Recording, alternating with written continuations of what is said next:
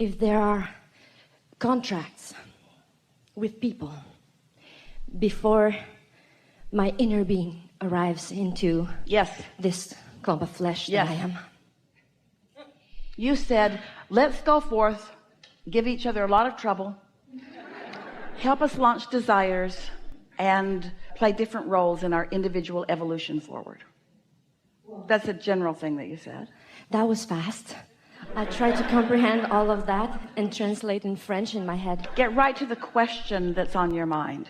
Is it possible? I've been feeling like when I was part of the team with all of you in space somewhere, we had a contract for me to do something. You see, here's the thing. Yes, of course you did. But we want you to not need some long-time contract to be the justification for what you think you want to do now.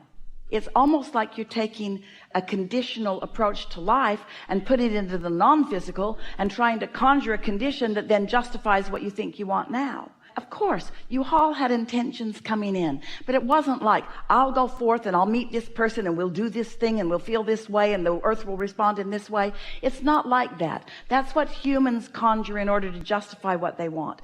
It was like this.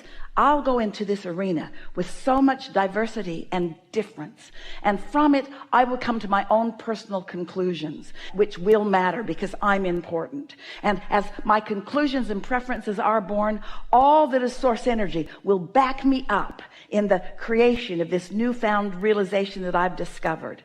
So source is coming forward with you. You've not been assigned to things. It's that when you discover the desire, source is there to help you in the evolution of those things that you have decided or that you've discovered here. Not one of you was assigned to anything. And most of the time when you're saying that to each other is because you're trying to prop yourself up as more important than the rest. Oh, this is a mission from God. This is a mission from God, and so you should well listen to the mission that I have from God. The rest of you, you're not old souls like I am. And it's not like that. It's, here I am, and life made me want this, and source knows I want it and wants it with me too.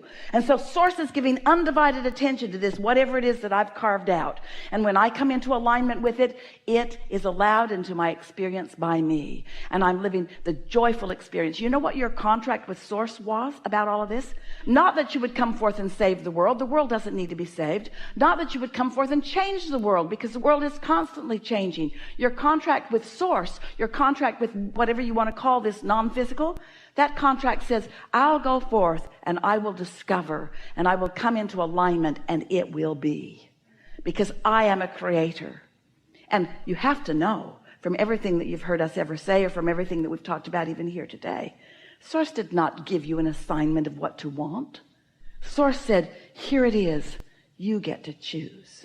Here it is, you choose. You choose. And when you choose, we will line up with that. And through the love and the support and the energy of the non-physical, it will come about if you allow it. You choose and you allow it, and it will be.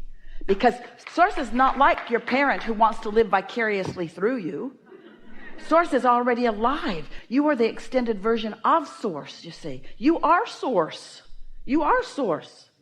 Can I ever want something that goes against what is, if I decide, what is supposed to? Let's say that I decide that I want to live in a town and it's too crowded, and so I want to exterminate the people who are already there. Will source back you up in that? No.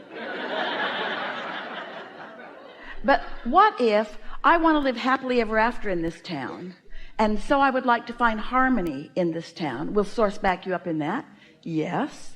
Sometimes when we talk like this, people worry about, well, what about really bad people? What about serial killers? What about those people that come in and wreak havoc on our society? And we say, every single one of them, if you were up close and personal to them, or if you could find out from those who were, every one of them was someone who really wanted to feel good, who was badgered into a place of such disconnection. And we promise you they were not under the influence of source when they do those things. So your question is, could I be inspired to something that isn't good for all or good for me? Yes, but you would be under the influence of something other than source. Yeah, that's really good. So that's why you want to figure out what's satisfying and what isn't. You have to teach yourself your own guidance system. You have to develop your conscious awareness and relationship with what source is and how source feels before you'll have that guidance, you see.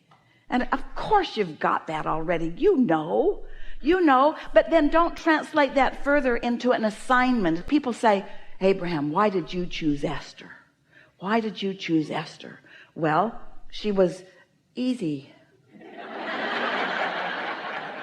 She was asking. She hadn't made her mind up about anything. She wasn't pushing against anything. She was living happily ever after. She meditated. In her meditation, her vibration rose. She received thoughts from us. She liked it, and off we went. Amazing. Yeah.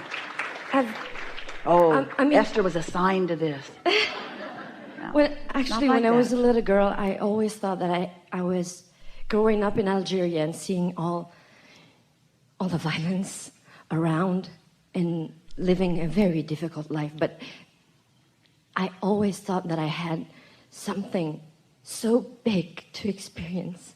You do. Something really big to bring people. And today I understand that it's using my voice to heal, singing all over the place, all over the world. Get under the influence of source and see what you talk about. And it is our promise to you that when you're under the influence of source, you're not talking about the violence of your childhood. Because whatever you're talking about is what you're perpetuating. Absolutely. Yeah. Enough? Really good. Really good. Really good.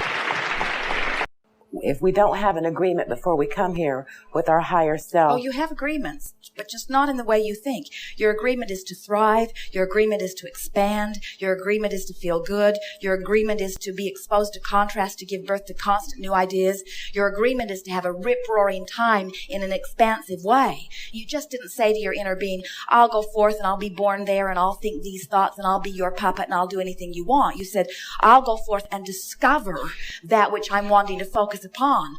Because you see, this is an attraction-based universe, not an assertion-based universe. So you said, I'll go forth, I'll get ideas that will summon. Can you feel the difference? An assertion-based universe would be, I am your inner being, and I want you to go forth and do these things, and here is the list.